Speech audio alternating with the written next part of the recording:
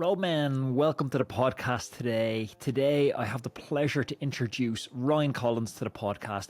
He is a world record-breaking ultra cyclist, one of the fastest men, actually, scratch that, the fastest man on the planet, over 6 hours. Ryan's story is one of extreme highs and devastating lows. In today's episode, we'll dive into the meticulous preparation and training that allowed him to break world records and redefine what's possible on 2 wheels. But we'll also talk about the moment that changed everything, an absolutely horrific car accident that nearly ended his career and his life. How do you come back from something like that?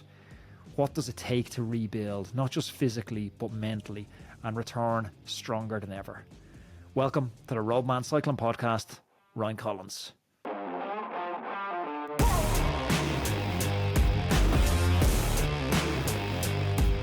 Ryan Collins, welcome to the Roadman Podcast. Oh, thank you so much. It's a pleasure to be here. Ryan, let's start with 29 miles an hour for 6 hours. I don't even know what the question is there. Why? Maybe? It's been a crazy story. Why? Why not? Go all in. It's like them guys like, why'd you climb the mountain? Because it's there. It's like, it's not a very satisfying answer. We're going to have to go a bit deeper than that. What inspired it? What inspired it? So this was a wild journey. And it started back years and years ago. So starting back 2017, I was identified as an Olympic hopeful. And this would be for the track. So all of a sudden, my life completely changed. I had my goals in place. I was going to be an Olympic hopeful. Like I was going to contest for the team, and this is the biggest trajectory. Why not go all in?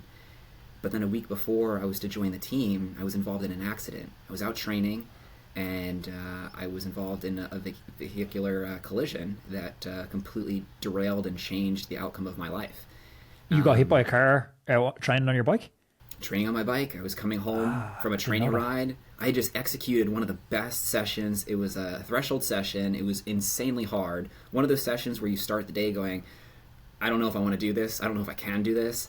And then you execute, and it was you pushed like tooth and nail to get through it, and you do it. And that sense of satisfaction and accomplishment hits you. And then you're 2 miles away from home. You're recovering, enjoying the nice spin, and then all of a sudden, it's over. What happened? I was involved in this accident, and I needed reconstructive surgery. I was scraped off the ground. My bones. Sorry to interrupt. Even can you remember the accident, like the specifics of what actually happened to you? I just remember I was heading down the road. I was in the time trial bars. It was a 2-lane road, and for those who go on 2-lane roads, cars come at you all the time. There's no you're just used to it, right? What you don't expect is for a car to pivot at the last second, and that's where it blacks out. I just remember seeing a car coming at me, a slight turn. The next thing you know, I hear screaming, I'm on the ground, and then I'm in the hospital. That's the extent. I had full reconstructive surgery on my upper body. I had bones that were not just broken, but destroyed. Ligaments gone, or severed, so they had to be replaced. And that surgery was it was taking place when I was supposed to be flying out contesting for this Olympic bid. How many bones did you break? Oh, that's a good question. I don't remember the specifics. 6? 7? Yeah. Several fractures. And just, so they're gone. We had to replace them. So that was no joy. But anyways, that set us up. That was the whole track adventure journey coming to an end. A lot of things happened after that. That's how I ultimately pursued ultra cycling or longer distance training and competing. But during that adventure, I came across new friends who became my greatest supporters. And they encouraged me to go after bigger things, bigger opportunities, new challenges. And at the same time, they too were facing and struggling with their own challenges with mental health. And we casually were joking, and they said, you should go back and do something on the track. You should try to do something insurmountable and ridiculous. So what if you went after like an outdoor velodrome world record? And somebody said, well, what about the indoor velodrome records? There's got to be something like that. You should try that too. And a third friend said, well, while you're at it, what if you went after the world championship? And we joked because at that time it just seemed so impossible. Like a world record, no, come on. You at this stage, me? Like, no, that's not going to happen. Fast forward several years later, I now have more experience. I'm back on a bike, which the doctor said would never happen. And I now have support from so many generous sponsors that I never imagined would come my way. But even rewinding from all that, Ryan, because I definitely want to get in and unpack some of these crazy records, especially 2024, where I think you broke like 8 world records or something across the year. That's right. But you're in the hospital bed, you've all these broken bones.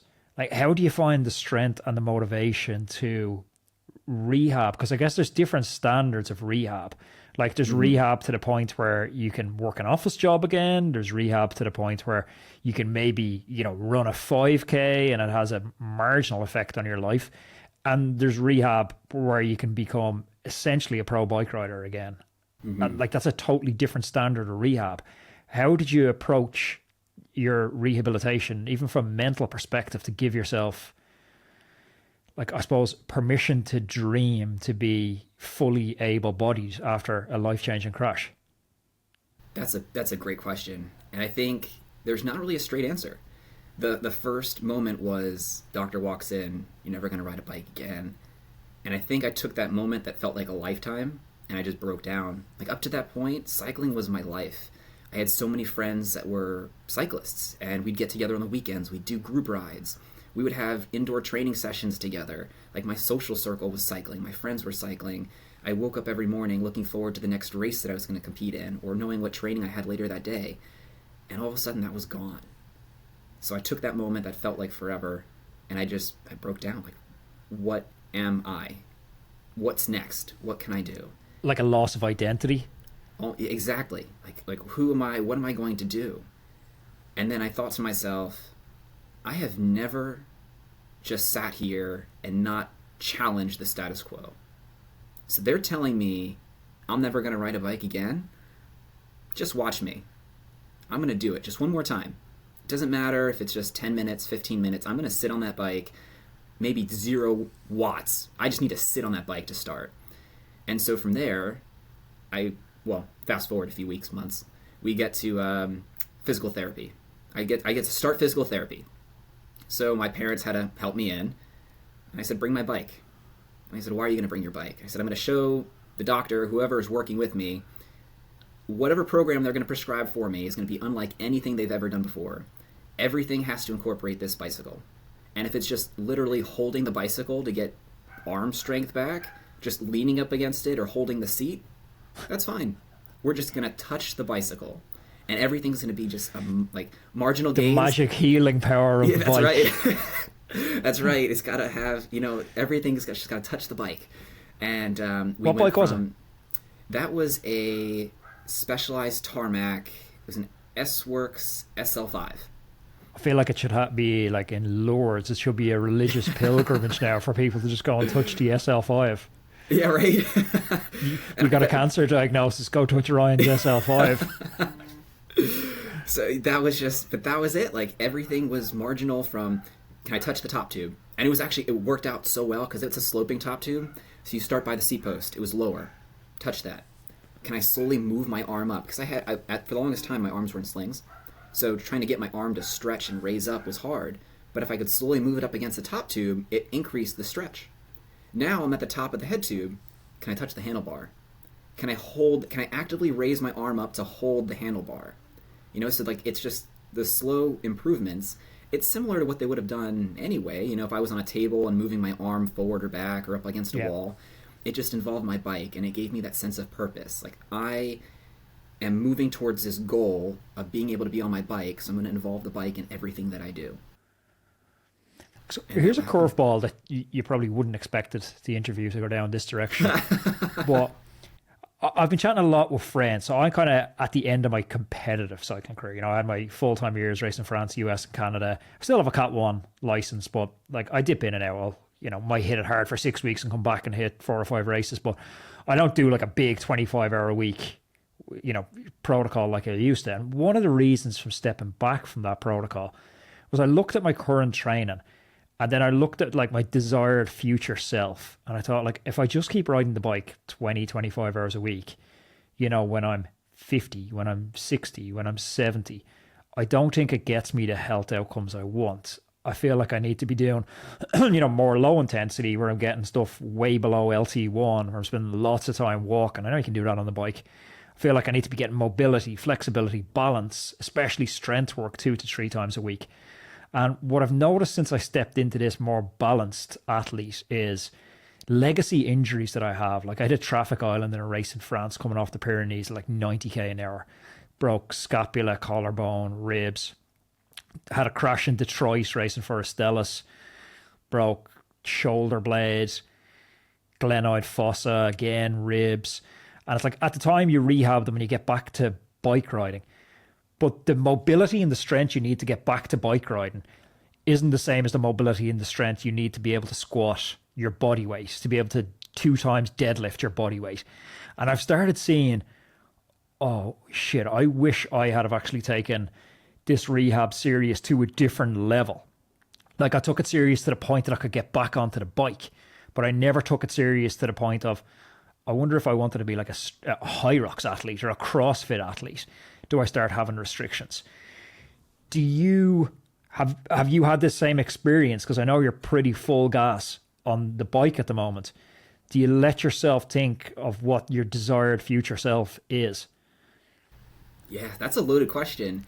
And actually it's a great one because it's one that I've been thinking of a lot recently. And taking a step back to unpack different parts of that question, for the most part, my training for several years was full gas bike. Everything was bike. In the past 3 to 4 years, we've taken a different approach and looking at the holistic approach to the athlete and total wellness, longevity. So not only are we full gas on the bike 20 plus hours a week, but we're now looking at strength training. So we're doing a lot of gym work, a lot of muscular adaptation just beyond cycling itself. I'm not a cross athlete and I'm not going to start playing football anytime soon. But it's more about that strength and, like you said, how can you be healthy and powerful off the bike? That stability that's going to help you with other things that help with future longevity and just mobility. Yoga. I go to yoga with my girlfriend 2 to 3 times a week.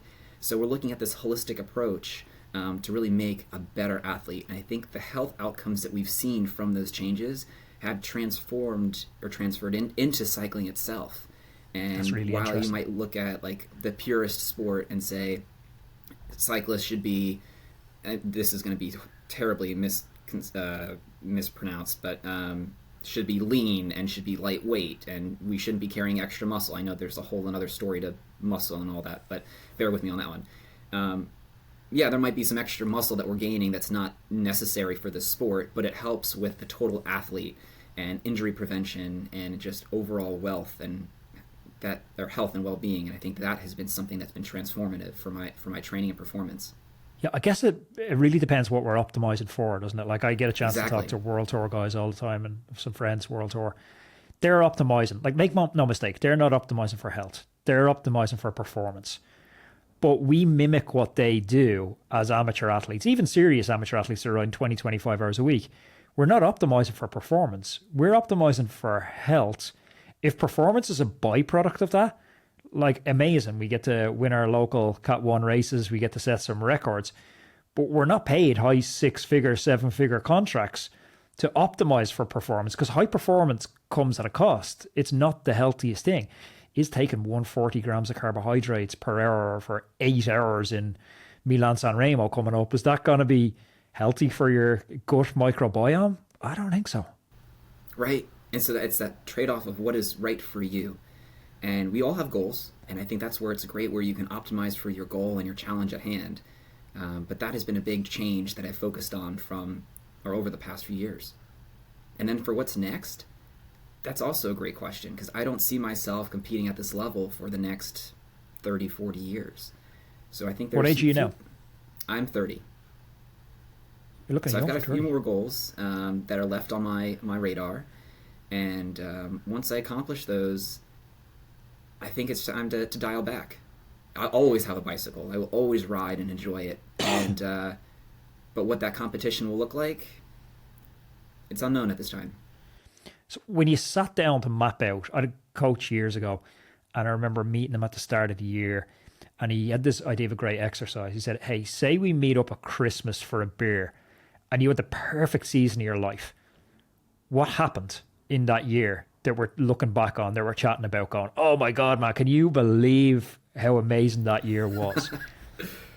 When you're looking at 2024, where you set 8 world records, how did the planning process for that start?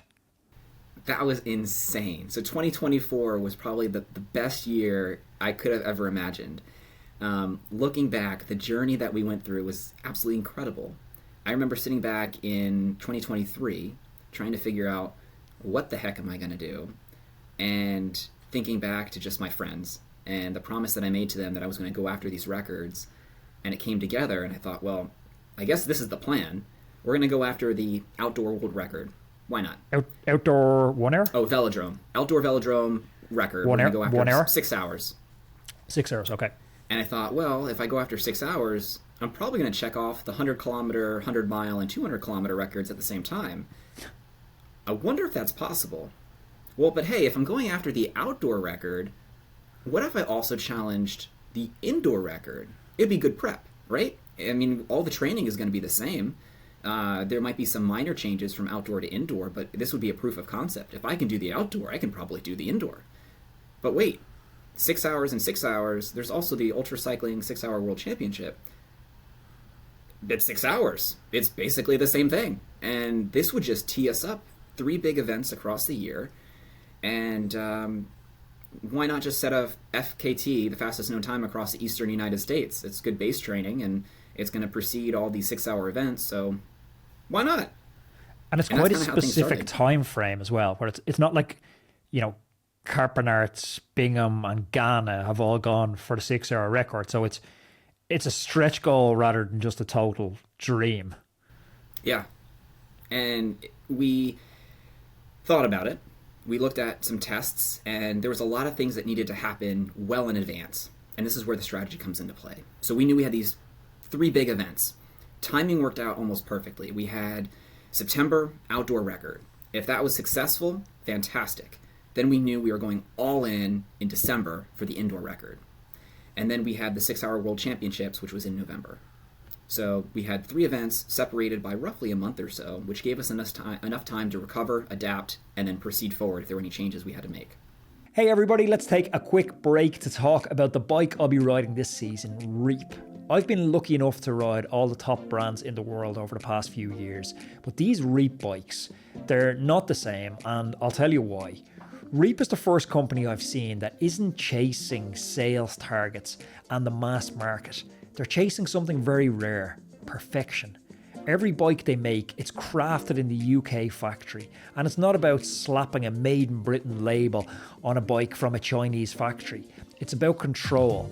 From the first sketch to the final build, they're hands-on, ensuring that every detail is dialed in. That's very rare in an outsourced world of mass production. What sets them apart is innovation. While others pump out the same old designs, Reap's pushing boundaries. They're not following trends, they're setting trends. Think precision and performance, like an F1 car for the road. Absolutely no compromises. And it shows, and you can feel it when you ride the bikes. These bikes are built for riders who demand the best, whether they're chasing podiums or just want a machine that feels like an extension of your body, a piece of art. It's not hype, it's substance. Ride a Reap for yourself, and you're riding something crafted with intent. So if you're serious about cycling, check them out. It's reapbikes.com. I absolutely love my one, and I couldn't recommend it highly enough. Back to the show. I want to even try and deconstruct, what the requirements are to break these records. I'm guessing watts per kilogram, not a super hot consideration for a flat record. But you probably spent a lot of time figuring out CDA, Aero, absolute power. Talk to me about that training, Aero journey and preparation for this year. Yeah, so the training for that and the Aero part were both huge. I'm very fortunate to partner with Rule 28. So when I shared with them that I had these ambitious goals, they were all in. I love Sam. Yeah. And they're always on top of all the equipment, finding the latest, tech, and just testing everything relentlessly to find the fastest apparel. And so Sam got in touch and said, we're here to support you. Let us know what you need. So I shared with him the goals, shared with him the speeds, and he said, this is the fastest setup you could possibly have with your kit. And we just went all in on that. So that was the first setup. Different wind tunnel tests determine helmets, positioning, and from there, that was mostly it. Self-funded on wind tunnels? Everything self-funded. Yeah. Brutal. That's hitting the pocket hard. Yeah. So, well, sorry, let me take a step back. So self-funded meaning, so wind tunnel tests, I've never been in a wind tunnel. This has all been through third parties. So I've just been taking data from other companies saying, these are the right helmets based on these riders. And I'm like, well, that position is very similar. We're going to ride around the velodrome and do some minor testing. But other than that, testing has been all on my dime, from getting like a no-show from like a Aero sensor, trying to get that all tested. How did you find those? Because I have, where is it at the moment? I have one of these. I haven't really started playing around with it yet. Similar type thing, gimbly. Oh, yeah. I've been trying to get my hands on one of those. Oh, yeah. Hit me up after. I'll hook you up an intro to the founder. Oh, fantastic. Yeah, so no-show, just eBay. Just, trying to find stuff. Useful, or did you need to... It's like, I challenging. guess there needs to be a little bit of bro science to figure it out, doesn't there? There is, and there's a whole lot of side stories here that we could go down. I am nowhere near a velodrome, so getting to a velodrome is about a 2.5, 3 hour drive. And the biggest challenge that I have is when you're aero testing, it needs to be more or less controlled, right? Like, so riding on an outdoor velodrome when you have massive winds, you're not riding a straight line. So even if you're just trying to count times on laps, it's not helpful when you're getting blown off and deviating from your line every lap. That made it hard. And you can't ride a velodrome or a track bike on the open road. I don't have the roads to do that. So testing outside has been hard. So we tried to transfer everything from my time trial bike over to the track bike. And so I would do straight runs on the open road. I would try to train 4 a.m. before any cars were on the road, so I could just go straight for 5 minutes or so and then turn around. Did you play around putting a front brake onto the track bike?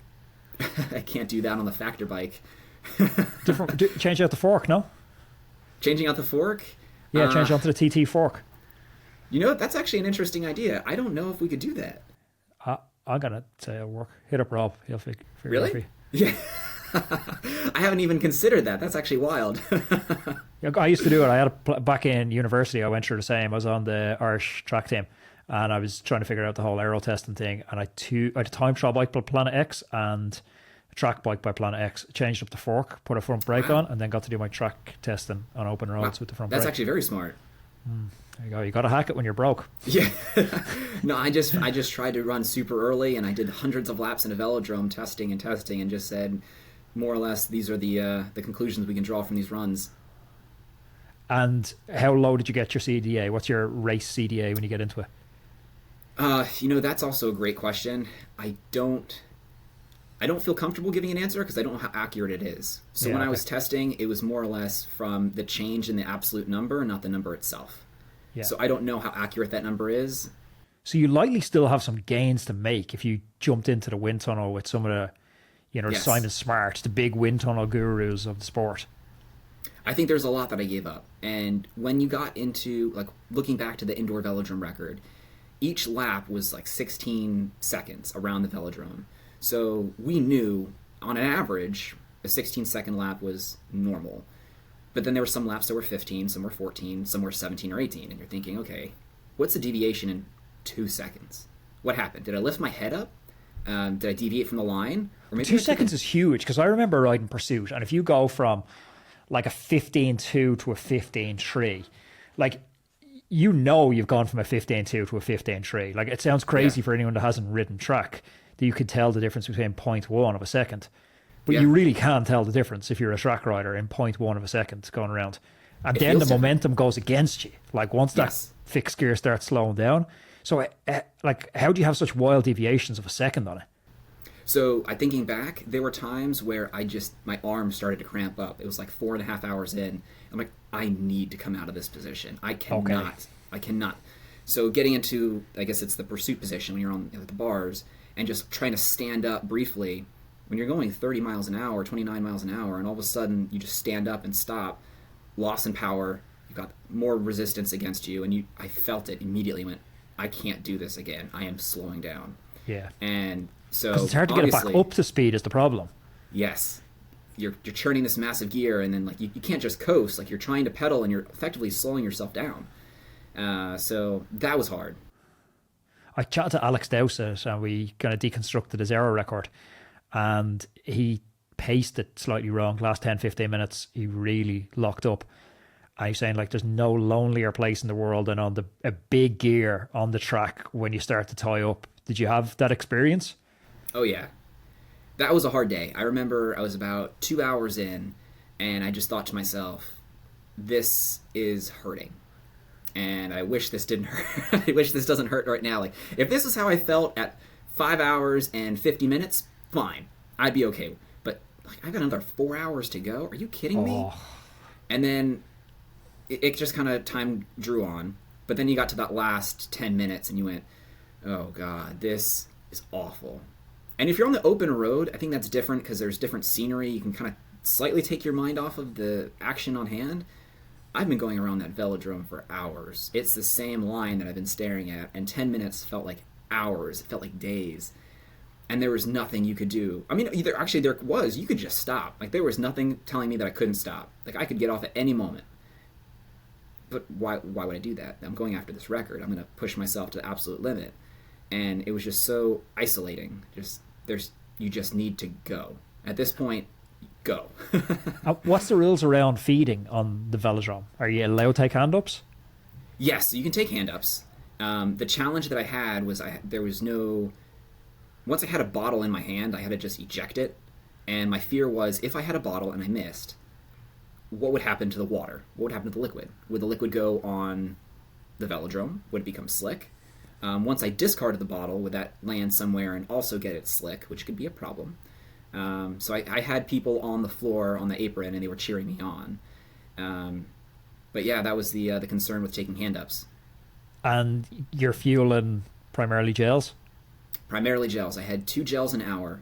So I had it was about a 50 and a 45 gram, or a 45 and a 45 gram gel every 30-ish minutes. Did you have a strategy for staying aero while you were taking them, or did you just need to take the aerodynamic penalty? There was a slight penalty, and that's where you get that marginal change around the track. But I just had it stuffed in my chest, so if I needed it, I could just pull it out. I tried to stay as aero as I could, just one hand in, rip the tip, squeeze it, and just discard it. So try to do as minimal movement as possible, but there was still a penalty associated with it because your head's not down, you're not tucked. And because it's got, I assume it's a UCI record, so you're not allowed to do anything funny with a hydration pack on the front to close off that area, which is a huge benefit. Yeah, we could have a hydration pack. Did you do it in the front? Yeah, so I had it tucked in the front. I was able to carry some water with me, but also just getting that tube up. We tried to get it angled so I wouldn't have to move my head too much, but that was also another challenge because inevitably you have either a tube, it's got to tuck away, or it sticks out, and so there was just... From the studies that we read, there was always some sort of penalty. Even if you just tucked it away, just the movement of your hand back into the suit was a minor fraction. It's hard, isn't it? There's always something. Yeah, but it's a trade-off. It's kind of interesting. Like, we were successful. There's no doubt about that. But there's still opportunity. There's still stuff. If we went to the wind tunnel, if I had that support to get there, like, there was more we possibly could do to make this faster.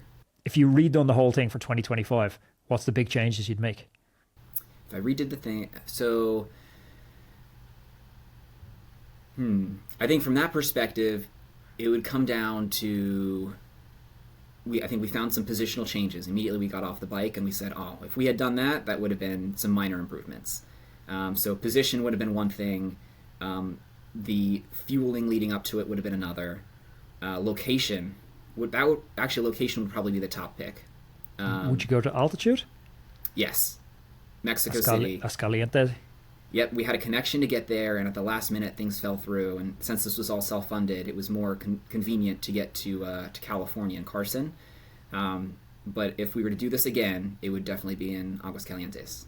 How'd you go about making the calculation if you're going to be faster, despite obviously the air's thinner, so you're getting through it a little bit faster at altitude, but you're getting less oxygen into the working muscles? How do you go about making that calculation? Isn't that an interesting thought? So less oxygen, but mainly this is an aerobic effort. So at this point, if you're working at an aerobic effort, you have an increase in your heart rate because there's less oxygen, but it's effectively just an increase in heart rate. So it's not like you're going into the red in order to maintain an aerobic effort. So if we trained, it wouldn't be that much of a difference to maintain this effort compared to an hour record, where if you're at your limit, that's where you're going to see more of a difference, more of an impact to your performance. I wonder does it change fueling as well?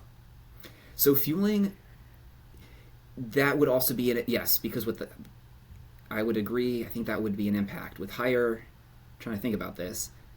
Higher heart rate, higher blood flow, less blood flow to your gut, so less digestibility. Yeah. So how would that change? That's interesting. I'd have to look at that one. It's probably quite individual as well, I would imagine, like how much less blood flow to your gut. So you're going to be able to utilize the carbohydrates less effectively. Yes. But how much less effectively? So how much extra carbohydrates do you need to put in? Or at a point, can you just backlog it then? Can you backlog the whole system where you're putting in too many carbohydrates, utilizing too small of a percentage? So that's what we did. We actually tried all three of those strategies for my different world record attempts. So how I fueled for the outdoor velodrome was completely different from the indoor velodrome. And thinking back to what we were talking about for Mexico, I think I would pursue something similar to what I did with the higher heat. It would be more of hydration, straight hydration, separate from carbs. Higher carb load doses every 30 minutes, low carb, high electrolyte composition for fluids, and try to reduce the strain from dumping carbs. Again, it's highly individual, but I think that's what would work best for me. Yeah, it's a fascinating little science experiment. And then I think you can start adding in, like, the tech is getting so much better, like, than when I was taking racing super serious. Power meter, yeah, like it was in and everyone was using power meters. But in the last couple of years, I've seen like core temperature sensors. Now we're looking at sweat analysis. Like this is just like a new frontier that's starting to open up. Even like Whoop and heart rate variability. I had Jeremy Powers come over and sit in the studio, and we had a really interesting talk about Whoop, and when you start connecting Whoop data to your training peaks and parsing huge amounts of data. Like if you look at your last 10 times you've hit significant powers, like, you know, maybe top 5 10-minute powers, top 5 5-minute powers, what's your heart rate variability pattern in the days and weeks leading up to that? And can you start to pull apart patterns that by maybe dialing back your training 10% and arriving at a slightly lower CTL to your event, you're actually more powerful. Just stuff that isn't common sense with our normal coaching practices. Yeah, have you spoken with, I believe her name is Kristen Holmes, so she's the director of Whoop, and I think it's Human Performance at Whoop. Let's try and get a hookup.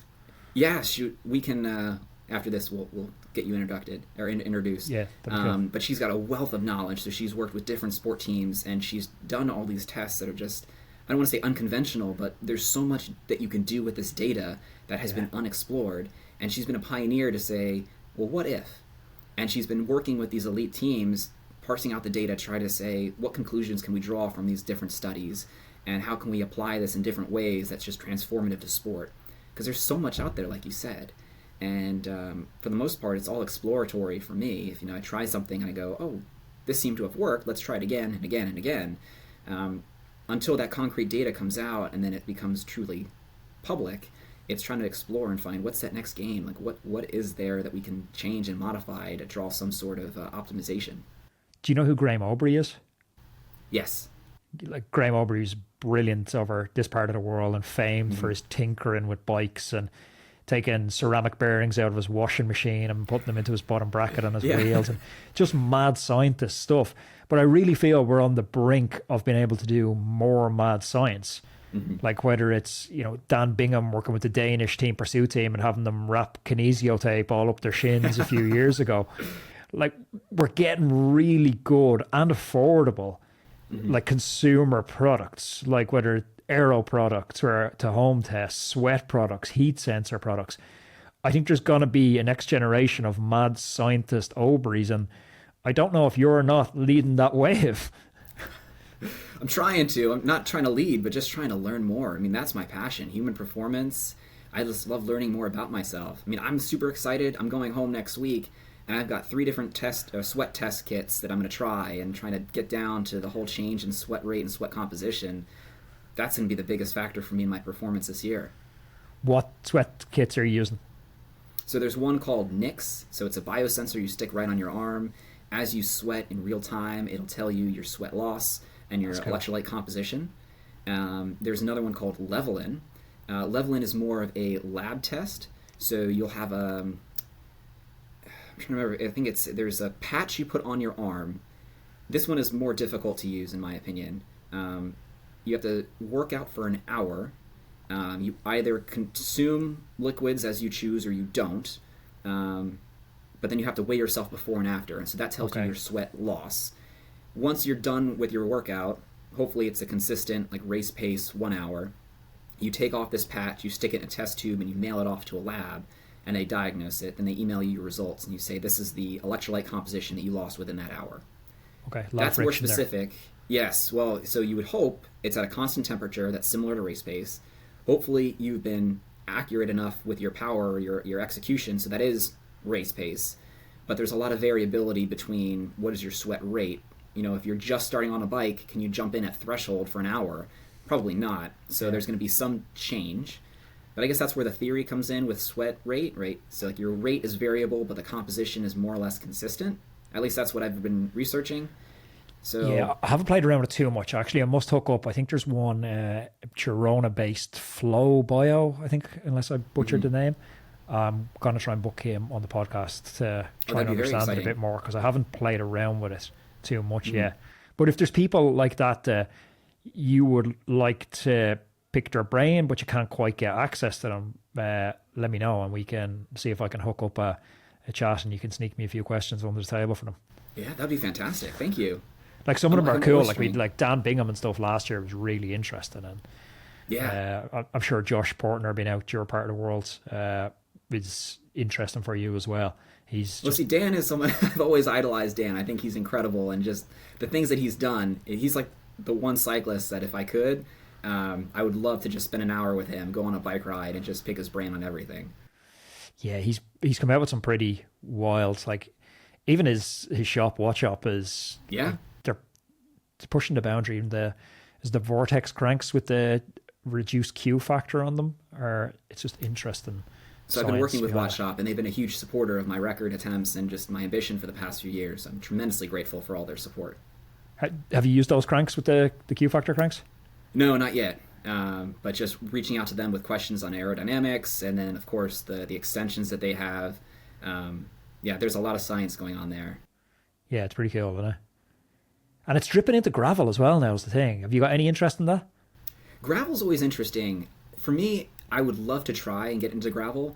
The challenge that I have is there's no gravel near me, and I am always on the road. Between traveling from Maryland, New Jersey, New York, West Virginia, wherever it may be, I basically live out of my car, and I can only carry one bike. So I have my road bike or time trial bike, and at least I can ride that on the trainer inside.